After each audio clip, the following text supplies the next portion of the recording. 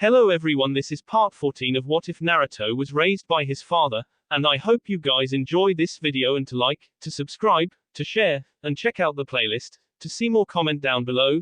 Now let's start the intro. They call me a god. They call me a god. They call me a god. Join my membership, the perks are great. It's in the description. Be sure to like and subscribe, it gives me more motivation. Enjoy.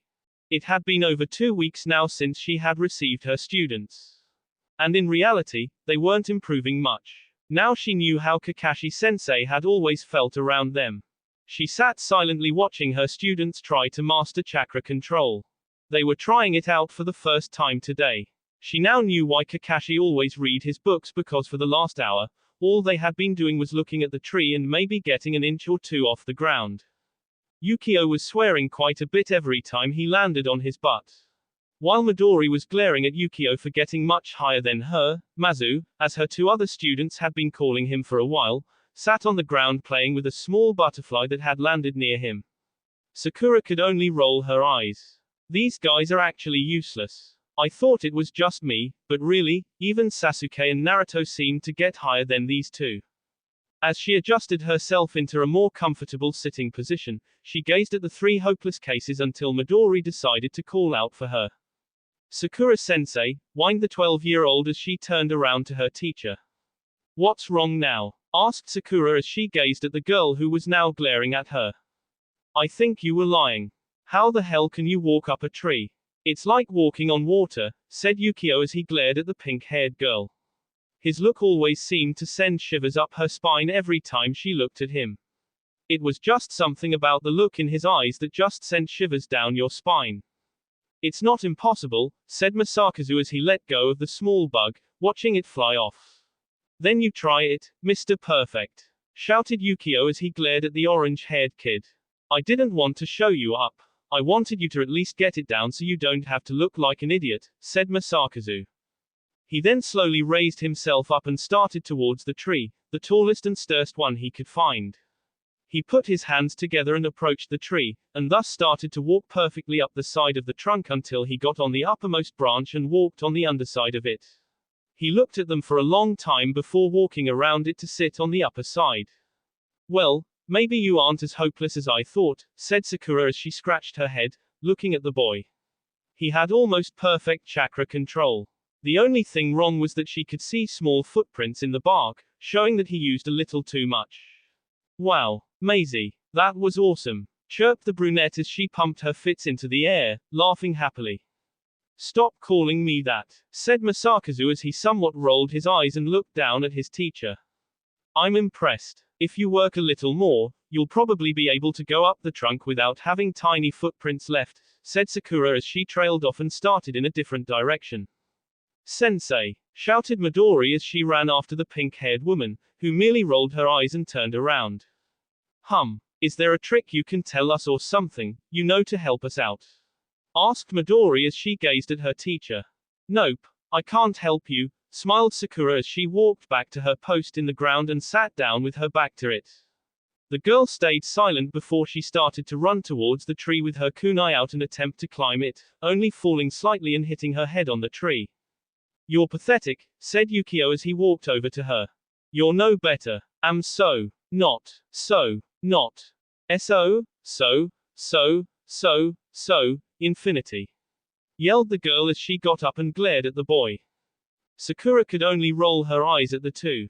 They were worse than Naruto and Sasuke. At least they actually tried to get along with each other, well at times. As she sat there, she pulled out some scrolls to read. It was a simple mission they had, go to Earth Village and escort the Tsuchikage's head priest home safely. It would be very simple, all she needed was her students to try to work together. So as she sat there she noticed Midori slowly walk over to the tree in which Masakazu was currently in and stare at him till he came down to see what she wanted. She noted right away that she was asking him a question. He seemed to look surprised, but started to talk back. They stayed like that for a good 10 minutes. Sakura smiled knowing what the two were talking about. As time passed, the sun was starting to set and the children looked at Sakura. They'd been there since 7 that morning and had very few breaks, let alone anything to eat. Sensei, can we go home? Asked Midori as she fell back down to the ground from the middle of the tree. Nope. Well, I guess you could, but you still haven't made it to the top. I want you to train until you can, said Sakura as she stood there. Sensei, don't you think that's stupid to train all night and wear ourselves down? Like what if an enemy ninja attacks the village tonight? We wouldn't be able to help out at all, said Yukio, obviously trying to weasel out of training and go home and sleep. I don't know, I wonder what Naruto and Sasuke would think, said Sakura, her voice slightly trailing off as she thought about the two boys who had pushed themselves to the limit to get that right. Sasuke and Naruto. Sensei, what on earth are you talking about? Asked Masakazu. Did I say something like that? Asked Sakura, who looked flustered to think what she just said. You said, I wonder what Naruto and Sasuke would think, said Midori as she walked over to her teacher along with the two trailing behind glaring at one another. Oh, I was just thinking about the past when I was 12 inches, smiled Sakura as she looked at the three. You might as well tell us because we're not going anywhere till you do, said Yukio as he looked sternly at her. Man, you should really be training, but okay. There was a time in which Naruto and Sasuke didn't like each other much. However, you know they did. They pushed themselves every day. They trained with one another until we gradually left Kakashi-sensei to go and train with other people. The day we learned chakra control like you are now, they spent a whole day or more working on it. It wasn't a pretty sight. Even when eating they were in a completion. So, Naruto and Sasuke were best friends, even when they hated one another. Asked Midori. I guess you could say that, said Sakura as she placed her finger on her chin and tapped it. Sensei, did you like Sasuke Uchiha when you were younger? Questioned Midori as she watched her sensei's face suddenly flush beet red. No surprise there. They're always hanging around. It wouldn't surprise me if they were screwing, said Yukio, giving a smug look as he looked at his teacher. No, there's nothing between Sasuke and I. He has one person on his mind. And that one person only, no one else, not even Naruto, said Sakura as she held her arm and looked away into the ground, her face hidden behind her bangs. Sensei, started Midori. I want you three to keep training until it's perfect, said Sakura as she started to walk away. Way to go, you idiot, now even Maisie has to stay here too, said Midori, as she watched her sensei slowly leave the grounds and head to some unknown place in town. Hey, how was I to know she liked him? And she didn't need to take it so hard. You still have to remember, you idiot, she's not very old herself. Think about it. She's probably gone through a lot. More than anyone our age. I've heard stories of their generation. It was the hardest they'd really ever had, and you go making it worse. I told you, not my fault, said Yukio as he left to his tree with his hands behind his head, with Masakazu following. Sakura didn't know where she was going. She wasn't too sure whether or not she should have just left them standing there. Sure, Kakashi-sensei left them alone a lot at night to train, but she was starting to regret doing so. She never really believed that children should be pushed and worked to exhaustion, but right now she just wanted them to leave her alone. She knew that sounded horrible for even her, but right now, what Yukio said affected her in such a way. As she thought about it more, she actually started to think about how she felt about Sasuke. It was true she used to love him when she was only 12, but she grew up now. She thought she had grown out of that childhood crush, but it seemed to hit her like a brick wall when she dawned on the fact that she still actually liked Sasuke. But then she knew better. Sasuke Uchiha would never like her in return. He made that very clear when he left. As for now, she should just move on and try to forget about the Uchiha. Sakura then headed further down the dirt road till she noticed Neji and Tenten laughing and smiling. Well, it was more Tenten than Neji. He even in age still showed no emotion towards people. As she walked past, Tenten seemed to give her a smile and an overly enthusiastic wave. Sakura just smiled and kept heading in a random direction. Up ahead she noticed a tall man dressed in a weird green suit yelling something about the greatness of youth and whatnot.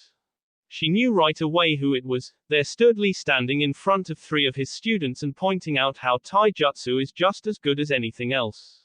She had to smile at Lee. He was one of the most positive thinkers she knew besides Naruto. As Sakura made her way over, one of his students, named Callie, looked at her for the longest time before Lee had to turn around and watch as she walked over to him. He gave a smile and started to turn red when the boy named Callie, a long, black-haired boy, pushed his teacher forward to Sakura. While Sakura looked confused at what the kid was doing before he ran off with the other two in hand and hid behind a building. Sakura then turned her attention to Lee, who wasn't quite looking at her, but then grabbed her hand and looked her straight in the eye until he heaved in a great breath of air. "Sakura, will you go out with me?" asked Lee all in one breath as his now deep red face looked away towards some spot on a building. "Ah, sure," said Sakura. "If this is a way to get over Sasuke, I will do anything. And anyways, how bad could it be? I mean, Lee has always liked me, he's even openly admitted it. So I should give him a chance," thought Sakura as she gave Lee a smile. He looked at her with wide eyes. "Great," said Lee as he instantly turned around and gave his students a thumb up. All Sakura could do was give a sweat drop as she looked at the man, and smile. He was happy, and she was glad. When Sakura awoke, her gaze was blurry. She lay on her stomach looking at the window in front of her. Her arm was slung over the side of the bed, only millimeters from the ground. She gazed silently as the rain splashed on the window. She smiled to herself as she looked out the window. She had told them to take the day off. They'd been training for the last 3 weeks to get ready for the Chunin exams, which would be held in only 4 days. It had been 5 weeks since Lee asked her to go out with him. They'd gone on a few dates, but nothing big. He seemed to be nervous around her and that always seemed to make her smile. She stared blankly at a spot on the wall until she averted her gaze to the desk next to the window. It was a complete mess. Scrolls were scattered everywhere. She had been reading the details of their last missions to come up with some improvements for their training, to help them work on the stuff in which they seemed to fail. Then she looked from the piles of paper to 4 pictures that hung on her wall to one that was on her desk. She looked at them from right to left. The first that hung on her wall was of her and her parents, then Naruto, her, Sai, and Kakashi. The next one was of Kakashi, Sasuke, her and Naruto. After it was of her and her 3 students. Then lastly the one that stood on her desk on top of one of the shelves was of Naruto and the 4th. It was odd to look at it. It was of him when he was 17 years old, before he had gone off to look for Sasuke. They were standing next to each other, smiling like idiots at the camera. She gave a low sigh and looked at the head protector wrapped around the top corner of it. She rolled onto her back and onto her left side, as to try to fall back asleep. She pulled her blankets up further and further until you could only see her head. As she lay there she got to thinking of her childhood, and then of Naruto's and Sasuke's. She actually realized how unfair their childhoods were. Naruto had had it the worst of all 3. It's true that Sasuke's clan was Ked, but Naruto had no one from the start, not to mention the village hated him. Even worse, he had the 9 tails sealed within his body. Now he was on his own in the huge world, wandering from town to town for an answer she knew he'd probably never get. She then gave a low frustrated sigh, threw off her sheets, swung her legs over the side of her bed, and glared at the floor. She was never a morning person. She was just glad she didn't have to go and do anything important today. But knowing the Hokage, she'd have her on hospital duty. Sakura gave another sigh as she walked on the cold floor to her bathroom to get ready for the day. 2 hours later, she was dressed and ready for the day. Too bad the day wasn't quite ready for her. The rain was coming down harder than ever, and she swore she heard thunder at one point. As she sat at her desk and looked out the window, her eyes drifted around her room. She would have watched TV but unluckily for her the power had gone out, so there she sat at 12 in the afternoon completely bored and without power, or a way to make food for that matter. The only thing she thought that she could possibly do was to go and wander down to one of the open stores. But then again, she looked outside and glared. She'd either sit there and wait until the power turned on, or not eat anything that involved cooking. As Sakura looked around, she realized how neat and orderly it was, well, besides her desk that was covered in an insane amount of scrolls. She decided that she'd clean it up. Sakura pulled out a large box from the shelf above and started to put markers in them to indicate where to start again. She then slowly pilled the 20 or more scrolls into the rather large dark green wooden box. As she placed it on the shelves that were built into the large desk she started to look at the picture of Naruto and the 4th. She never actually knew why she had it. It was just something she'd found on her camera and decided to frame it in memory of the fourth and Naruto. Even though Naruto wasn't it didn't help much because it sure seemed like it. As Sakura looked closer at the picture, she started to realize how much the two actually looked alike. She hadn't really seen them standing together, well, for a long enough time to actually get a good look at them, anyway. They were normally running around everywhere. My god, they do look a lot alike. I mean, gosh, they have the same blonde hair, almost the same cut, almost identical height, their eyes are differently shaped, but same blue, same nose and stupid smile, same chin, same build. Wait, that's too great to be a coincidence, isn't it? Naruto did once tell me the fourth didn't speak much of his father, but if I were to look at it, the fourth would be a perfect outline for Naruto's father. I mean, someone has to know. Kakashi-sensei defiantly won't tell me a thing. I need someone who is smart, good at problem solving. Kakashi-sensei would be the best. Who else could I? That's when it hit the pink-haired girl. Why didn't she think of it earlier? It was so simple. He would know right away. She was such an idiot for not think of it earlier. Sakura then quickly moved away from the picture, pulled on a coat, pulled out an umbrella, and quickly got out of her small apartment. Elsewhere, two figures slowly walked down a back road of God only knows where, one with blood-red eyes while another had an oddly colored orange mask. They walked next to each other, both alert and both focused. They had been following the fox brat, as Itachi seemingly called him, for more than a year now and had gotten nowhere. They didn't even know if the man everybody had been seeing was actually the blonde kid and not a shadow clone wandering around. They had heard he was out of the village for some mission, as they found out from a traveling ninja who had seen and heard the conversation between Sakura and Naruto the day he had left. The leader was getting frustrated at the two who had been tracking the blonde-haired person for not retrieving or even seeing him. Toby walked silently, looking all around, amused by a few passerbys who walked as far as they could get from the two cloaked men. Even enemy ninjas seemed to avoid him at all costs. They slowly made their way to a small town. There the first store on their path was a ramen stand. So they entered, knowing that the fox brat had a odd, weirdly love for ramen, and so far had been to one in every village. I was wondering something, for a long time, said Toby, instantly not using his third person talking he had grown fond of in the past few months. Itachi stayed silent and pulled a torn photo out from under his cloak to the woman at the cash. And asked the same question he always asked, while Toby continued to talk. Why did that QB kid leave for such a long mission in the first place? What's the point of tracking him? He already took out one of us, who says he can't take out another.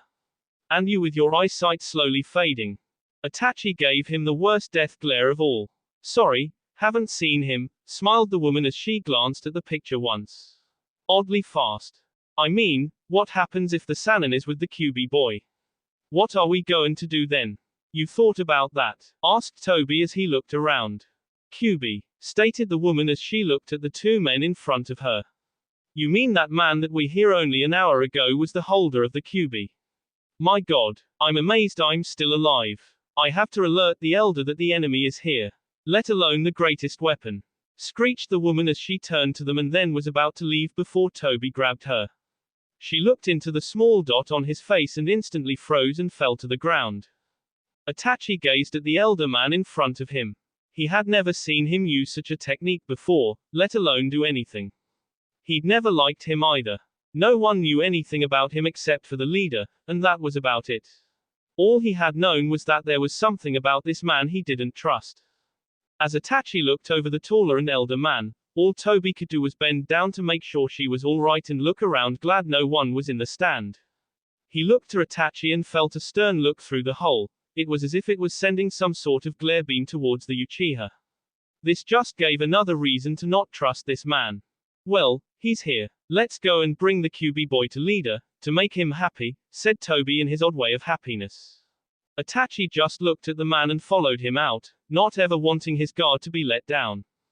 I was thinking, why does the leader want the 9 tails now? It's your job to get him, so why am I here? Said Toby instantly as he spun around and seemingly looked at the man. We need all the tailed beasts, and your backup. But we've only gotten 6 so far, wouldn't extracting the 9 tails now ruin the balance? If he take him now when he's alone, it will be easier.